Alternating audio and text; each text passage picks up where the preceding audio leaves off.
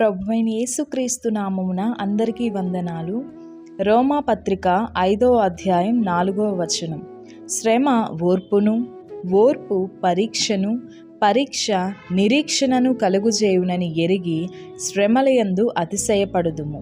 ప్రియ సహోదరి సహోదరుడా, మన జీవితంలో శ్రమ ఏదైనా మనల్ని పరీక్షించడానికే వస్తుంది.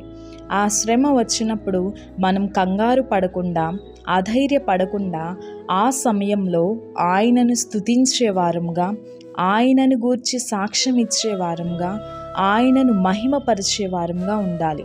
అప్పుడు ఆ శ్రమ అంతమవుతుంది.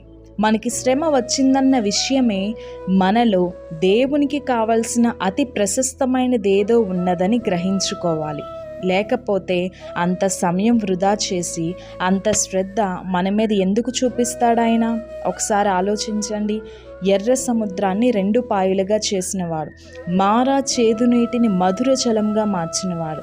మన జీవితాల్లో శ్రమలను తీయడం ఆయనకు పెద్ద లెక్కే కాదు. ఈ శ్రమలో మనం ఎంత అయితే ఓర్చుకోగలుగుతామో అప్పుడు పరీక్షింపబడతాం.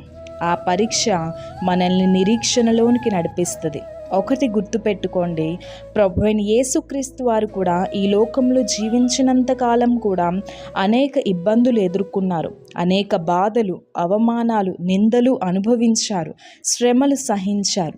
దేవాతి దేవుడు, రాజులకు రాజు, ప్రభువులకు ప్రభువు, ఆయనే అంత శ్రమను ఆయన జీవితంలోనికి వచ్చినప్పుడు వాటిని అన్నిటినీ అంగీకరించిన వారు మనం ఎందుకు అంగీకరించకూడదు?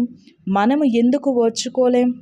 అందుకే మనము కూడా శ్రమలను ఆహ్వానిద్దాం. ఆ శ్రమలలో మనము కూడా ఆనందిద్దాం, అతిశయిద్దాం. ఎందుకంటే ఆయన యందు మనకున్న నిరీక్షణ ఎప్పుడూ మనల్ని సిగ్గుపరచనివ్వదు. ఆమెన్. God bless you.